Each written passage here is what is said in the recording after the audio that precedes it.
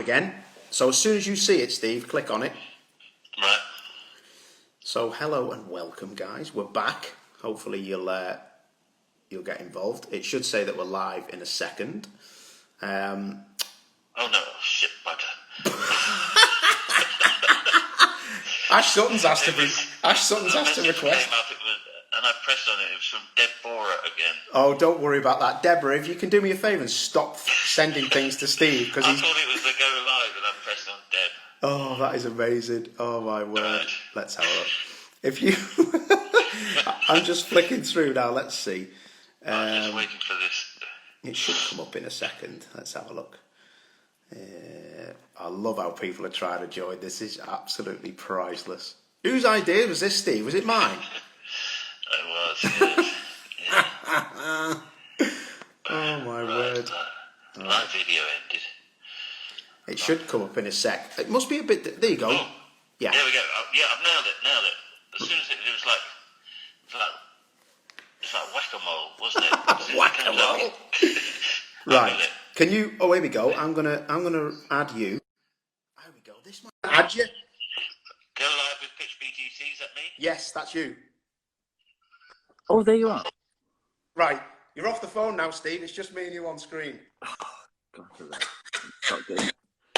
Start getting the football scores through. Mate, you used to work with a Vidi printer. Was it the same thing, that? You work that with your foot, and the thing just rolled on like Dennis Jenkinson's pace notes. It was like it was primitive technology. But honestly, did you used to have to press your foot on it? No. Oh. It wasn't like...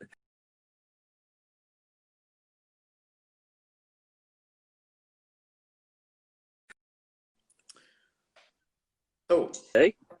Yeah. So is this it? We on? Oh, right, Steve, we're on. And everyone is made up that you're on as well. So, and I love the comments. The comments on here are absolutely classic. I've got, that was brilliant, with loads of smiley faces and laughing. He's only gone and done it. Brilliant. Your mate Flapjack isn't in here, who was ripping you before on that dry run we did. Flapjack he's still trying to log on, I expect, Flapjack. He had no idea. He's been bitten, isn't he? Hey, but listen, Steve, firstly, thank you so much for coming on. I give you a ring, and I never assume that you'll come and speak to us and speak to anyone, really, because you're a bit of a ledge, mate. You don't need to, but of course you do. You bloody bully people. There's no way. Now, funny. So, if anybody doesn't know, Steve is now on my personal Instagram account, and I went on Twitter before and said, and I was being genuine and said, listen, Steve has got my personal Instagram account because he hasn't got his own. We downloaded it for him. Don't send any filthy messages, women or fellas. And I am sorry for whatever you're about to get bombarded with, mate, because you know what Tory fans are like. I tell you, I mean, I've had an hour and a half on your Instagram. My God, there's some stuff on there. And it's all out there now. It's all out on the... What is it? The funny thing that you send it on, but it's yeah, you'll be getting a lot of calls. Oh, do you know what I did actually? Not that I don't trust you, but I thought, nah, he won't do anything silly. It come up, Steve, on my an email come up and said you have added to your live story, and I was like, whoa, hang on a minute. I was thinking it was going to be like your mansion of a house, all over the place, and you ripping into me and probably giving Tim Harvey a load of grief. Well, I can't even open Google, let alone. What, Steve? What actually? On that note, what do you actually make of all social media and and all this different depth of different platforms? What do you make of it? It's a bit of a cop out for me. I mean, people laugh about the old guy trying to work out how to do all this kind of stuff, and it is genuine. I've got no real idea. I've never successfully sent a text as yet. But in a way, it's been a blessing because you haven't really been drawn into that world that can get ever so messy if you get it wrong, and it can become quite obsessive with some people, which I've seen from people in our industry as well. It's a great forum when it works, but it is a real beast of a problem when it doesn't, and you know, it starts sort of coming in on you. So I've been immune to all that, and I do sort of via your Twitter account see a little bit of what everyone else is saying about various topics and so on. So I'm not completely out of touch, but it is, to my mind, not a bad thing to not be part of the dialogue, because as you know, I'm quite liable to say something stupid, which will get me into terrible trouble. So, I honestly, Steve, when we did that dry run before, and we were on 29 Productions, which is a company that I have something to do with, yeah. I just thought, oh, there's not many followers on it, it'll be fine. People, you know, what? And I was on the phone to you. It was a 20-second delay, and I was thinking, please do not swear. I'm thinking, why am I telling Steve not to swear? He doesn't know he's live. But first rule of broadcasting. I always remember you saying to me a long time ago, you probably won't remember, so probably when I first started, you were like, you know, always treat the microphone as a loaded gun. And that is so true, isn't it? Because, you know, I hide it up my back a lot of the time if I'm talking to team members, because people don't understand it's live all the time, isn't it? Yeah. And also, you know, when I started broadcasting, you know, mics were live and you were very unlucky to really sort of get caught out. But now there are tapes rolling across everything, and everyone's got a recorder of some kind. Everyone's got a camera, and it only needs one tiny indiscretion. And a lot of the things you say off mic are easy to be taken out of context. And the next day it's a headline in the Daily Mail, and you've got some explaining to do. And it's, you know, I've seen a few good friends in the business. Some have been able to shrug it off as a bit of a joke. Others have lost their jobs. And, you know, what they have said off mic has been stupid.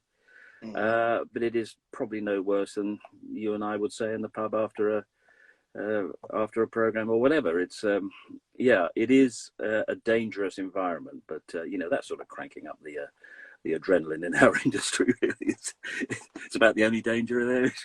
No, yeah. I've got to get me danger from somewhere, but exactly. But you know, you're so right, because I was new to it, but because I've been around microphones for a long time anyway, because my mum and dad, my mum's a singer and my dad's a bass guitarist, and they still go out and play in the pubs, and my sister obviously is on stage and things. And I had to remind her the other day, my sister, because she was doing something for the NHS and Sky on against what was his name? Well, is it Chris Froome? He organised this. Yeah. It was amazing on it, nearly won it, but they hadn't faded all the other riders down while they were talking to Chris Froome about the charity, and I had to text my sister saying, all your mics are faded up, be careful, because I could hear her arguing with my niece Scarlett in the kitchen. And I was like, look, because I know my sister's got a right potty mouth, like she's worse than me, Steve. So you do have to be careful. Do you know anybody who's been caught out, or have you ever thought, oh, I hope they didn't hear that? Have you ever had that situation at all? Yeah. I mean, obviously, you know, the classic case is Ron Atkinson, who said something stupid, but you know, whether that was the justification for the end of his career, you know, I'm not so sure. The worst thing that happened to it wasn't really happening to me, but I did a program once for Thames Television. We did a series a long time ago called the Cockney Classic, and it was darts players against snooker players and all that sort of thing. And I arrived late at the presentation of this thing because we were doing another program, and I walked into the auditorium, and the floor manager came up to me and he said, "Get a mic on quick." He said, "There's been a bit of a problem behind the scenes, a bit of a delay. Just go out and pacify the audience." And so I went out and said, you know, a bit of a delay. You know, these things happen in recorded television. You know, we will be right with you with Steve Davis, you know, the great icon of British snooker, against, you know, the legend that is Eric Bristow, and all, and the crowd went, "Oh, fantastic. We'll be with you in about 10 minutes. And I went up to the gallery, and the director said, "Right," he said, "this is what we're in serious trouble here." He said, "Steve hates Eric Bristow, and he's arrived, and he's refusing to play him, and he's slammed his door, and he wants this contract and that contract, and he's been a real miserable." And down in the studio, floor manager was going, "Where's all this sound coming from?" And the whole thing went out to the studio audience. And they went, "Oh, good, yeah, that's going to be good." Oh my word! I suppose that's a drop in the ocean, isn't it, compared to some of the things that you've seen like over the years? Because I think, you know, people who are new to touring cars, a lot of people I know, they'll be like, oh, I recognise that guy, Steve, that you work with. And as soon as I remind them of Grandstand, Sports Night, the Olympics, golf, you've covered everything, haven't you? And, you know, you must be a great after-dinner speaker. What a testament that is to my career when you say, people come up to me and say, I recognise that guy, Steve, that you work with. Nobody comes up to me and says, who's that guy that you... But no, I probably go back a little bit too far for a lot of the audience. But yeah, they were great days on Grandstand, and I was lucky enough to be involved in what I always consider to be the golden age of sports broadcasting. Not the golden age in terms of what we're able to bring the audience, but the golden age in terms of what fun we had behind the camera and what access we had to some fantastic events. I mean, to hell with the audience, it was, you know, we were having a good time. So it was a brilliant era to be part of.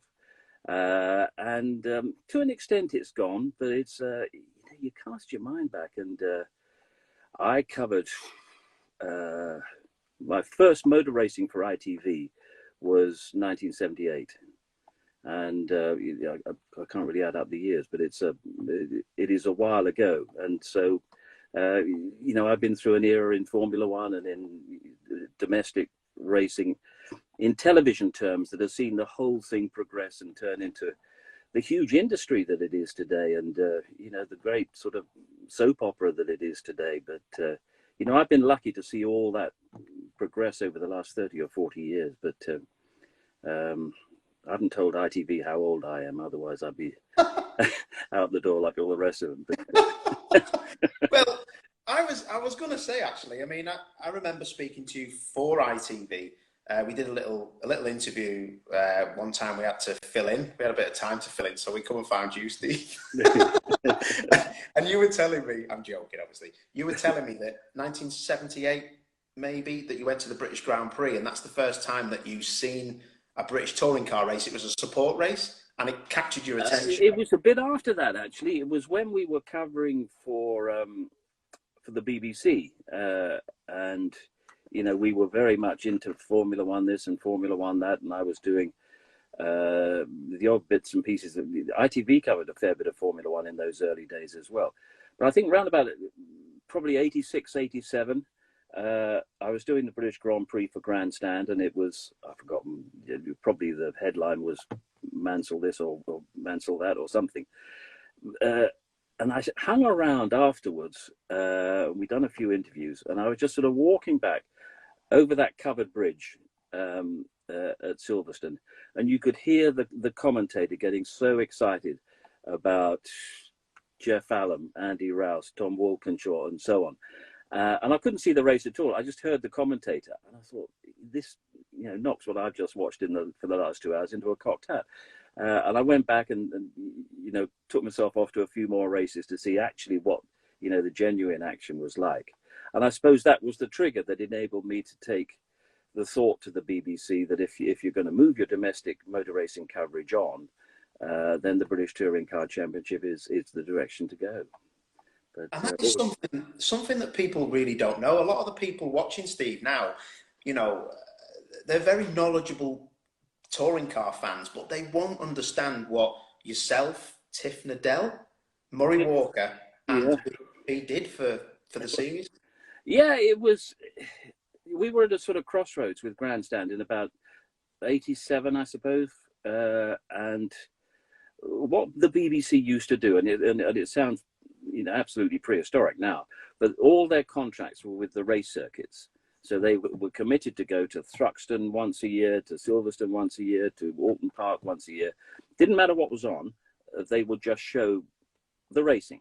And I remember the very first item that I presented on Grandstand when I first joined in 1985.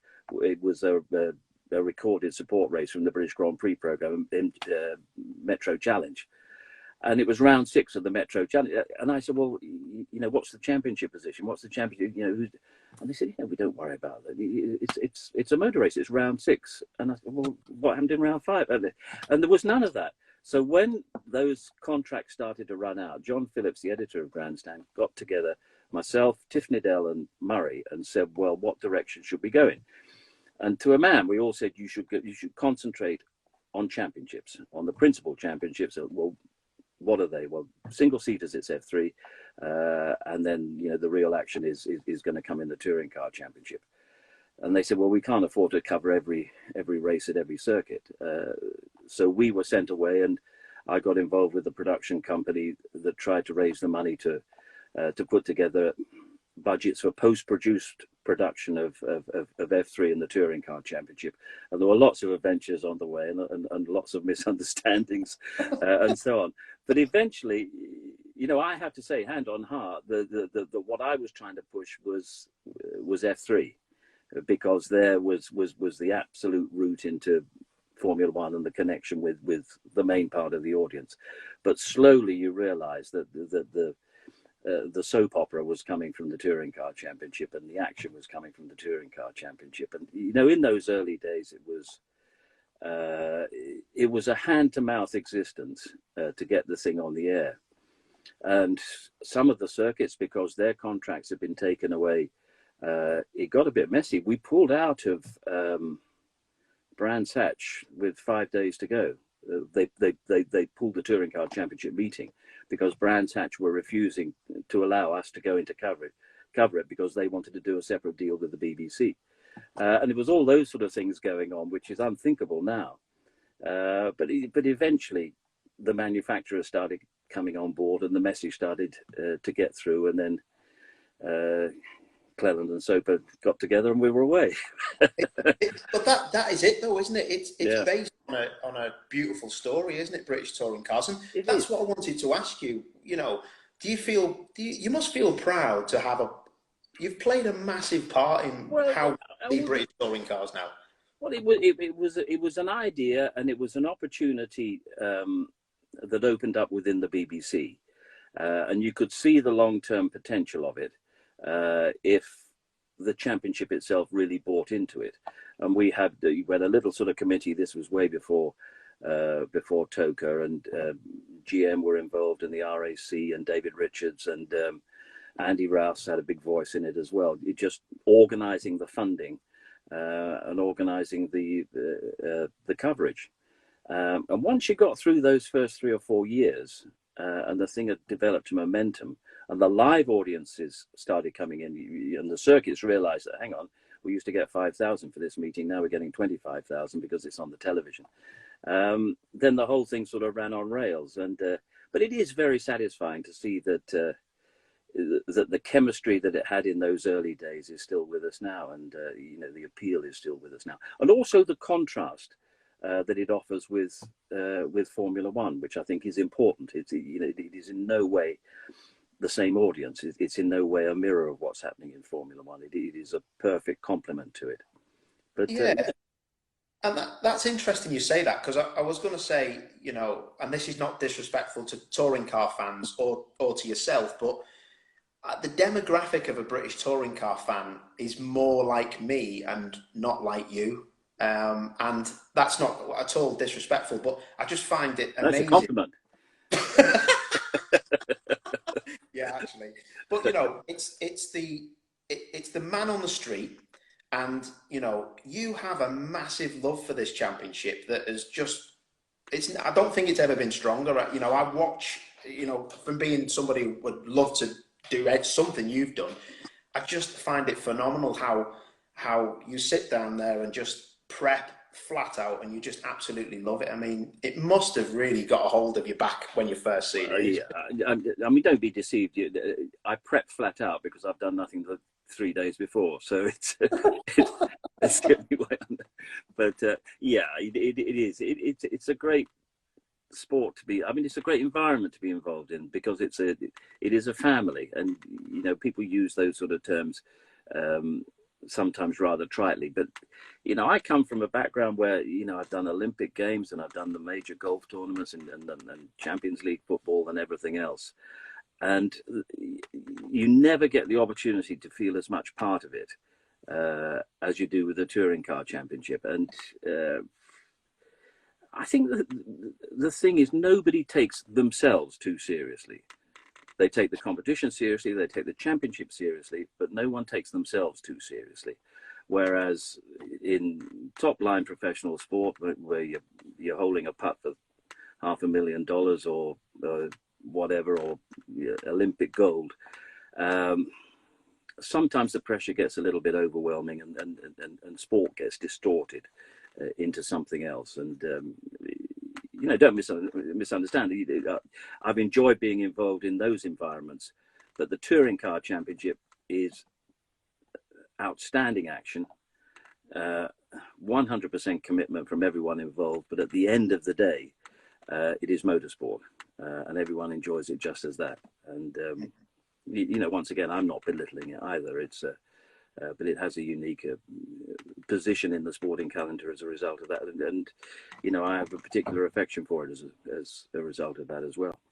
Yeah, and I think, with Alan Gow in charge as well, he knows the score, doesn't he? And he knows not to go away from probably what works best for the loyal set of fans. I don't think he really cares that much for the purists, if I'm being perfectly honest. Well, I think, well, I mean, it depends how you define a purist. I mean, if a purist is one who, agonizes over the angle of an aerodynamic part on a Formula One car, or the diameter of an air duct or something like that, then you're a purist. But if you want racing of the highest craft, of the highest quality, that tells us more about the driver and the motivation than it does about the car, then I think Touring Car Championship offers a different kind of spectacle and a different kind of satisfaction. But I would say that somebody who enjoys motorsport from that point of view is as much a purist, because they are understanding the driver, as someone who agonizes over why Mercedes have got 0.5 second over Red Bull or whatever, because I think the man behind the wheel is the most important component in motorsport, and always will be, and always should be. Yeah, fully with you. And that's how for me as well in British touring cars, I think it's great that the drivers have adapted to what has been thrown at them, the ballast, everything in touring cars for me goes against the driver. And that has made the series what it is, and it's how they adapt to it, isn't it? And absolutely, as Tim Harvey always says, the cream always rises to the top, and that's what we love. There is action. People are saying it here. Action every corner. Absolutely love it. Yeah, I haven't got the bins on. I can't. Oh, Lady Victoria's there. Oh, blimey. Oh, wow. You be steady with him, Victoria. Victoria, she always watches. And she always have a real soft spot for every guest we've got. So don't spoil it. Don't feel too unique. special. Talking about feeling special, Steve. Did you feel special that day back in 1997 when you had Charlie Cox sat with you in a Volvo S40 touring car? Well, yeah, I did. I did for about 600 yards. And then it came to a rather disappointing end. It's when you're on the limit. It's mechanical failure is an intrusion into the talent that I was trying to bring to the thing. But now I don't know what part it was that failed on me, and it's not a day goes by that I don't think back and But anyway, I ended up in the gravel trap after a lap and a half, and we auctioned off a bit of bodywork actually a few weeks ago. Yeah, we got the money for our charity. Good for you. Good for you. That's what I wanted to say to you, was a massive thanks, because we actually got some good money from the stuff you auctioned, and right. It was amazing. But well, I've got another box of bits off the car as well, if you. So that story, some people might not know, but that was Kelvin Burt's qualifying car, or his car to qualify in about 2 hours' time, wasn't it? No, it was about 12 minutes time. Oh, it was immediately before qualifying. No, I think it was Rydell's car. It was Ricard's car, I think. Yeah. Oh, fast one. Yeah, which. But I've watched the onboard, and it's brilliant because I know what it's like to drive a British touring car. I've never driven a super touring car, but Oh, I've never, just you talk to had me. such a, you had such a smile on your face, but it was just the way that Charlie Cox, who was sat next to you, said, the left-hander coming up here, Steve. And you've gone in so fast, you got round that one. I know. But did you have an intercom with him, or how was that set up? You know, I can't.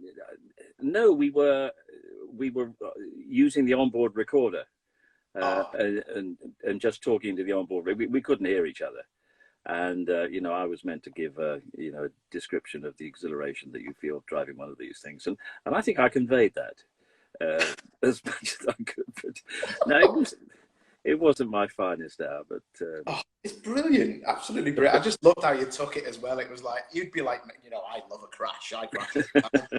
And I just think, you know, crashing's obviously not funny, you're paying for it, but you took it so well. And I watched the onboard, I was like, what a hero. And Charlie Cox, bless him, he must have just been like, what?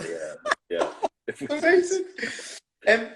What about then the I was watching some Toka shootout stuff the other day from 1993, and that to me typifies what touring cars was all about. Random grids, Chris Rea starting at the back, Nigel Mansell pitching up, having a fire because he had like a V8 68-litre engine in it or whatever it was, misfiring. Amazing days, eh? Oh, they were, and yeah, it was a great event, the Toka shootout, because I mean, you talk about the relaxed atmosphere that is always around the touring car championship, but that was real sort of end of season party stuff. But fantastic action, and I think that race of Nigel and John Cleland and Derek Warwick, where Nigel came through the field, and I mean, everything else that happened with his crash at the bridge and so on. It was extraordinary action, and I mean, Nigel still talks about it to this day, which is the greatest compliment to the touring car champ. I see him on occasions, you know, maybe once a year, and that always comes up. I mean, it's obviously not his finest hour in motorsport, but to the, we had 65,000 at Donington. And to those people, they saw, you know, one of the great exhibitions of driving and one of the great races in terms of entertainment as well. And Tiff still talks about it as well. He got unfairly blamed for that. I think he did. I think he did, but I think he dined out on it quite a bit as well. So he was quite keen to add the odd bit of embellishment there as well. It was a massive accident. I remember watching it on Grandstand, and it was just, I think it was live, wasn't it? No, it wasn't. No, we were off tape. Oh, really? We didn't even have Murray there. Really? No, we did the commentary. I think John Cleland was co-commentator that day. Chris Slater, would it have been? Steve Slater. Steve Slater, sorry. Yeah, Steve Slater, yeah. John Cleland co-commentating on a race he should have been in. I can imagine him giving out loads of grief. But characters, Steve? Well, I remember at Donington that shootout day where I've forgotten the order they finished, but Mansell forced his way into the top three from way back of the grid with Cleland and Warwick, and you get into Parc Fermé with them, and you know, these are three drivers who had experienced the sport at the highest level, and they were just hugging each other. They were in tears, two of them, and you know, both of them, all three, just went away and said, that is, you know, what the sport is all about, and that's what we're here for. And that was really satisfying from you know, a touring car fan's point of view, that you could bring people in from the other disciplines, Formula One in particular, and for them, you know, not to see it as a, you know, a lesser challenge, but something that really gave them maximum satisfaction. Yeah, we should bring that back, you know. Oh, could you imagine get Lando Norris into a touring car? Absolutely. Yeah, why not? Lewis, oh, that'd be brilliant, wouldn't it? Against his brother Nicholas. Why not? Yeah. Absolutely amazing. Talking of Formula One, interesting days. I know that, and I don't really know this, it's only from what I've been told and maybe heard snippets of, but it wasn't all it wasn't all sweetness and light, was it? With contract changes, and this is broadcasting terms, not in the sport, with ITV and obviously the BBC as well. A lot of things went on, didn't it? Because you seemed to switch back and to, and it wasn't a great time. They did. I'm trying to remember the sequence of it, really. And I think there was, there's not blame, but there's, some guilty parties on either side. When we got to the mid-90s with BBC Sport, we were doing everything, and we were probably a bit arrogant with it as well. We would go from a test match to Wimbledon, to the Olympics, to the British Grand Prix, to the Open, and there was never any thought in our mind that these events could go elsewhere. And then suddenly the cricket disappeared, and I remember at the end of that year, what was it, 96, 97, we were doing a documentary on Michael Schumacher, and it was all running late, and we had everything in the can apart from an interview with Michael Schumacher, and we'd arranged that we should sit him down at a test session that they were having at Estoril about 4 days before Christmas. So we got to the airport, Heathrow, for the early morning flight, and we were sitting delayed. I mean, and seriously delayed to the middle of the afternoon. And blimey, the documentary is, in serious jeopardy. We're missing the interview and so on. And then up on CFAX, I mean, it tells you the era. Up on CFAX comes the ITV get Formula One from the BBC, and the phone started ringing, and is this true? And we just couldn't. I mean, it was never. Nobody could conceive of why and how it had happened. Long story. We eventually did Michael the following morning over breakfast, and there are lots of other stories attached to that. But it was ITV then took it over. I was contacted by my old company at Anglia Television to say, "Oh, you've done a bit of Formula One. Your way around the block. Would you like to help us bid for the production?" Yeah, and we eventually went up to Anglia, and we brought in a producer, Neil Duncanson. We had a guy called Kevin Piper up at Anglia, and we had a bloke in Kings Lynn who had done a bit of commentary, Martin Brundle. And so we all met up a couple of times at a restaurant in Norwich and started blocking out the ideal format for the advancement of Formula One coverage. And we eventually I've still got a copy of it somewhere, about a 1,000-word document about how it should, all happen, all should be linked from on site and onboard cameras and all that sort of thing. And nobody else put in that amount of work. And then the word came through a few months later. We got it. We won the contract. And so everyone said, well, well done. You're going to leave the BBC and you're going to present for ITV, Formula One. And I went into the head of sport, a guy called Brian Barwick, who was an old mate. And he said, let me sit you down. He said, look, it's an opportunity for you. He said, but here you've got the Olympics. You're becoming synonymous with golf. You've got this, that, and the other. You've got the rugby coming up, and so on and so forth. And the BBC is always going to be the place for sport. He said, don't jump ship. He said, I can't tell you not to leave, but just be aware of everything that you're leaving behind. And we had a couple of lunches on the strength of it, and he eventually persuaded me, which wasn't that hard, to stay. 6 weeks later, he took over as head of sport at ITV. He elected. I picked up the phone, what the hell? And he went to and that whole era was sort of back and forth and back and forth. But what I would say is that what you see of modern Formula One coverage, the breakthrough from where it went from being a rather parochial thing that you didn't add any sort of added value to something that has got such superb production values. I think the trigger was ITV, and everyone said, oh, BBC made Formula One, BBC made Formula One. Well, not really. ITV, by linking on site and by throwing as much technology as they could at it, and also making sure that every race was covered live. Okay, there was, you know, the little problem of commercials and so on. When we started putting together our production proposal for Formula One for ITV, we went back to ITV and said, and this was fairly on in the process, and said, what are you going to do about commercials? And he said, well, what do you mean? And they said, well, and they hadn't given a moment's thought to the fact that the race lasts 2 hours long and you've got a commercial break every 20 minutes.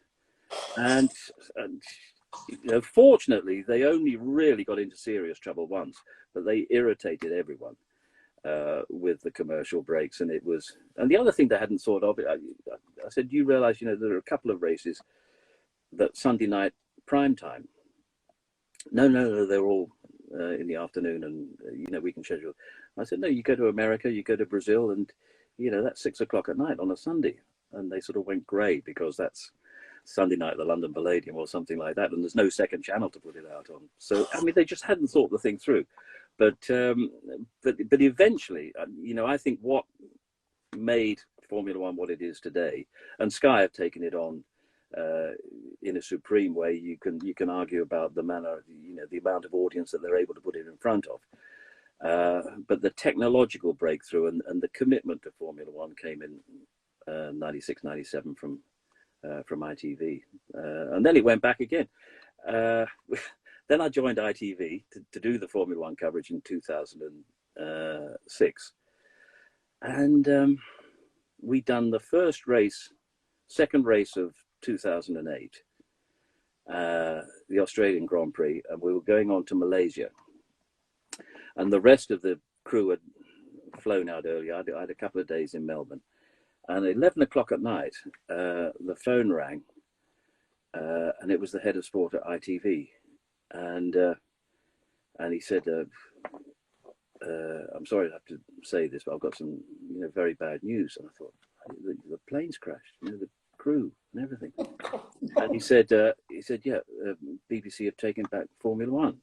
And I almost said, oh, is that all? You know, because it was almost a relief. But you know, and then back it went again. And then I got a call from, I mean, this is all sort of coming back now. I then got a call from the BBC, who had left Formula One in '95, having treated it as an insert into Grandstand.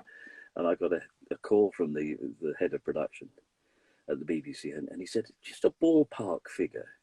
He said, what are the rough production costs that ITV have for Formula One these days? And I said, well, you know, it probably adds up to 3 or 4 million a season.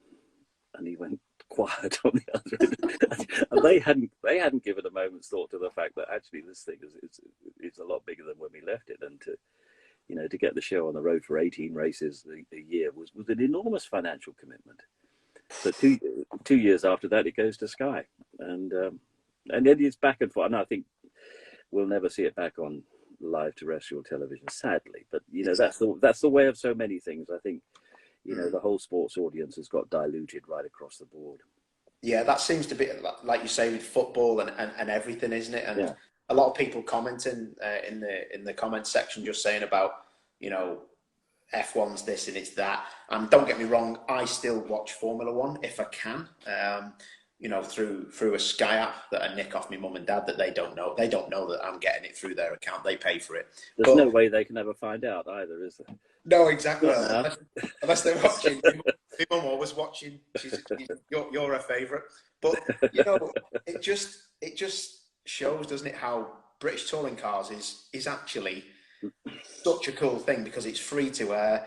You know, the adverts. There's only 9 minutes of adverts, I think, isn't there, in the whole 7 hours of the production? It's actually not that much. Is that really? We could do with that. We could do with a lot more, couldn't we? Really, to pay us more, just to give us a cup of coffee in the middle of it. But it's, yeah, I mean, the audience is. I mean, people are watching things on, you know, weird bits of apparatus. Here's a question for you: the biggest television audience I mean, it wasn't anything to do with me, but that I presented to. I mean, bearing in mind that a good day, football gets 5-6 million. Maybe, you know, a huge national event was 10 million. My biggest audience was just under 27 million. Olympic Games? Yeah. But what? Oh, I'm trying to think what would be a big thing to watch. Yeah.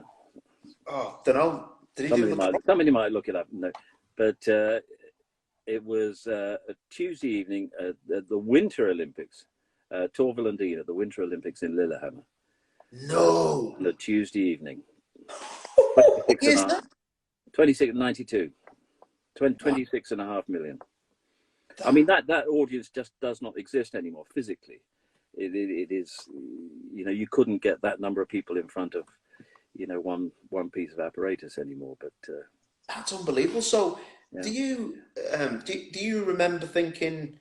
That's what I was going to ask you, actually, Steve. And I'm sure you answered everything truthfully. But do you still get nervous about, you know, presenting and things that could go wrong? And don't make a joke of me. No. You know, I do. I mean, there are some programs more than others. The one thing, the size of the audience never really affected me because you're never conscious of that. The size of the event certainly does, and the feeling of you got a sort of national responsibility not to cock it up, because you know that you are the only destination for somebody watching. I know the Ryder Cup that we did, or the Champions League final we did, Manchester United against Chelsea, and in Moscow, and you were very aware that back home, you know, the whole country was watching, and, you know, don't mess up. But the things that really got you were when you had a live audience there, and that's not something that we're used to in terms of sports presentations. So the one program every year that really gave you a special tweak was Sports Personality of the Year, because it was rehearsed, which meant nothing should go wrong unless you cock it up.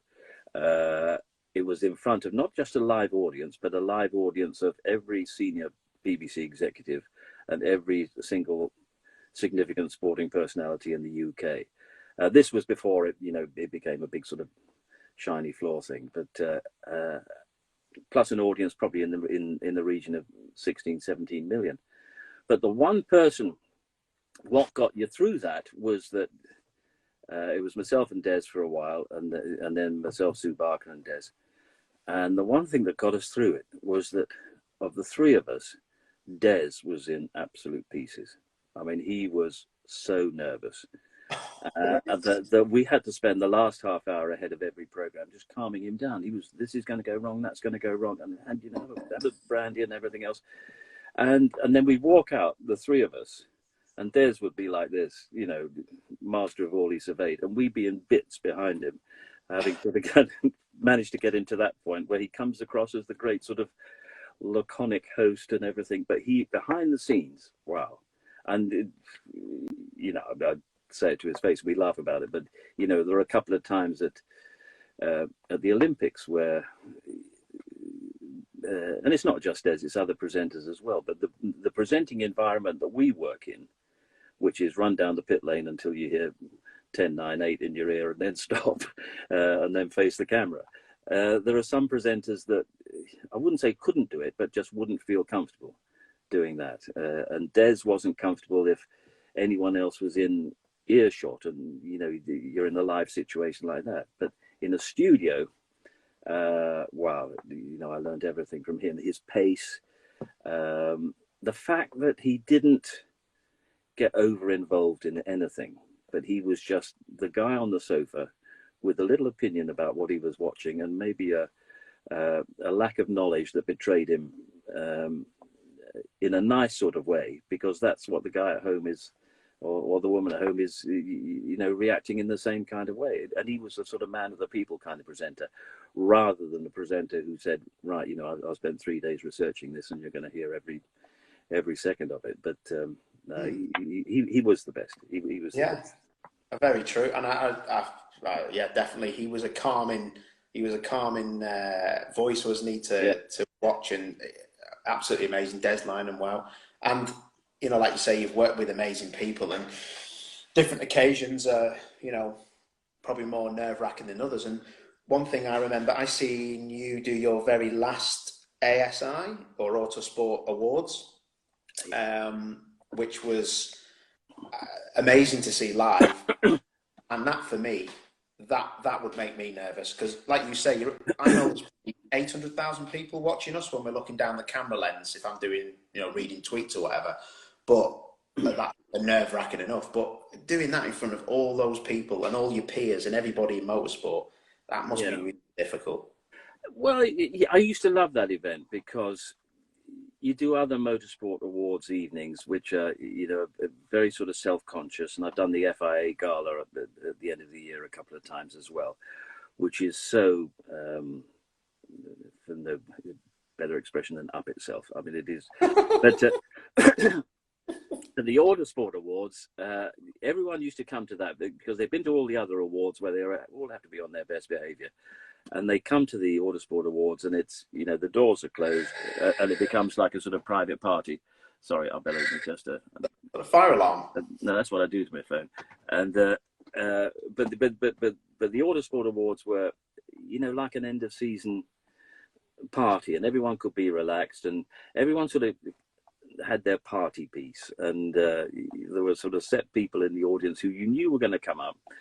And they want to have a little bit of a spar or a little bit of a joke and so on. Christian Horner was one in particular. Martin Brundle and Vettel was fantastic. And I mean, he was. I think he used to come. I think he came every year. He was world champion, and every year he was world champion. The Autosport Awards clashed with the German Sports Personality of the Year award. Their equivalent. Every year he said, no, I want to be there. So he record something for Germany and then off he'd come to us. But I remember that first year where he was, because he was world champion, he'd be last up on stage. And I don't know how old he was, 19, 20 or something, 21. And he didn't really drink, but he thought, tonight I will.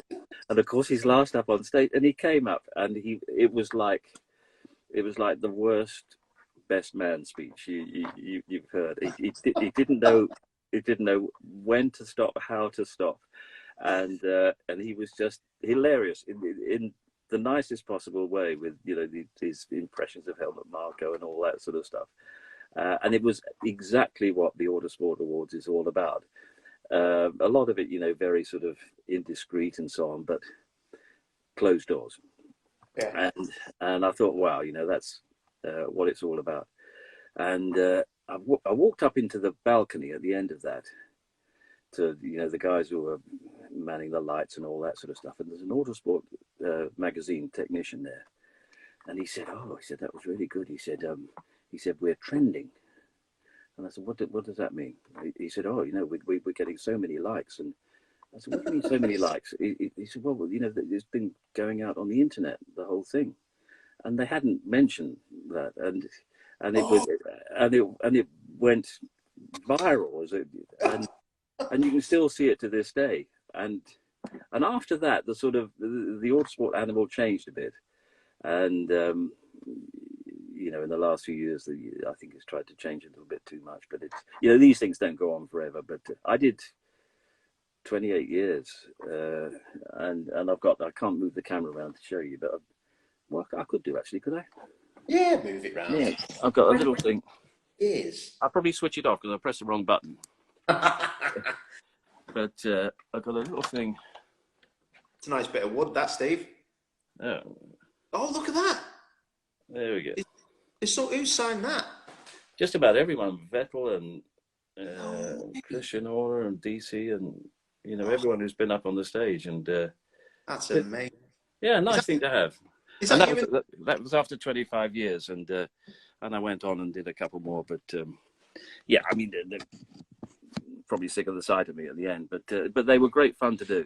Great fun to do. Steve, and we'll go in a minute, mate, because I know I can't believe how long this has been on. It feels like it's been on for 10 minutes, but when that come to an end, Steve. Did you know it was coming to an end? Because every year I go now, and I actually know the people who are. Who do the job now, Lee McKenzie, people like that. I think I think the whole thing's changed, isn't it? And like you say, things have to change and people do whatever. But do you miss it? Do you miss it, or do you just accept that it needed to just go on and do whatever? I should miss it, but I don't, because you think, you know, I've done 28 years. I would have only gone on to make a bit of a fool of myself, and it's and because the animal has changed. You know, you feel that you wouldn't have been able to be a part of that kind of new arrangement than you know, if you had stayed. And I have a similar feeling to the BBC as well, to the BBC Golf in particular. That, you know, I had great times doing you know, the BBC schedule. We had something like 16 tournaments a year at the height, and within a year of me leaving, nothing to do with me leaving, that had disappeared down to virtually nothing, and now they have got, you know, effectively no live golf at all. So I just feel that, you know, I was lucky enough to be there in that era. If I'd stayed on and had to preside over the, you know, the complete demise of everything that you were doing and pretend that, oh, life is great and so on, you know, that would have been tougher than not being you know, not being a part of it. But you know, I've been lucky. It's 25, 30 years at the top. Not, you know, through any great merit, but simply by being in the right place at the right time. And now I'm alongside you. I know, yeah. I was going to say, yeah, I've been presenting the Olympics, and now some lad from Witness, who thinks the funniest man in the world, has got to work with him. How the mighty fall, mate. Steve, we've got 2 minutes left because Instagram works on an hour and then it stops. Oh, right. Last question. Right. You were 70 in April, and I rang you on your birthday, did your little FaceTime. How long are you going to stay around? Because I wouldn't mind trying to nick your wages. I fancy maybe another couple of years, really, just to irritate ITV, because I mean, if they have got an ageist policy, I'm going to hang on and really make them. No, I would. To be honest, you know, there is a job out there for a younger guy, and, you know, one who is just as enthusiastic and involved in the touring car championship as I've been, but a younger guy who can connect to a younger audience. And if you should hear of anyone, Paul, then I tell you what, Steve, and I'm not just saying this, joking apart, you would be very surprised, mate, how many people would be very, very disappointed. You are British touring cars, mate, and that's not just me saying it. That's a lot of people that you don't see on the internet, mate, because I keep eyes, and there's a lot of love out there for you, fella. So, listen, well, thanks very much. I haven't read all these messages, but there's funny things happening at the bottom. There's bubbles going up and stuff like that. They're love hearts, so you can press really? on the love hearts. Yeah, people, mate, honestly, people love you. Like, I thought people liked me, but it's only me looks. They don't like what I'm about. They love you. Yeah. There's no real depth there, is there? I love it. Listen, Steve, thank you for joining us on Nevermind the Ballast. Absolute pleasure, mate. And I'll speak to you very soon. Let's get a bit of golf in, mate. Yeah, and we'll see you at Donington. Top man, will do. All the best, fella. Top right-hand corner, press end. See you later. You've got to talk me through how to switch off now. Top right-hand corner says end. Well, there's an X there. I'll try that. Go on. Leave. I'll do it for you. Oh my word. Guys, how cool was that? Steve Ryder using my Instagram account to be live on Pitch BTCC, Nevermind the Ballast. So sorry about the technical problems at the beginning. Steve has never used Instagram, and it was brilliant for him just to listen to me and talking through it and get the thing downloaded. So fair play to him. Fair play to you guys for sticking with us and listening in. That went so quick. It was amazing. Some of them things I've never, ever heard Steve talk about, I thought was really, really cool. So thank you for all the lovely messages. And again, I'm always sorry that we can't, you know, ask all the questions. I do see some and I try and get them in, but it can be really difficult because obviously you don't want to interrupt the flow of the person you're interviewing. So I love you guys. Thank you very much. You've made this very, very special for us at Nevermind the Ballast. So thank you very much, and we'll speak soon. I'm going to nip round Ryder's house now and go and sink a few with him. All the best. See you soon.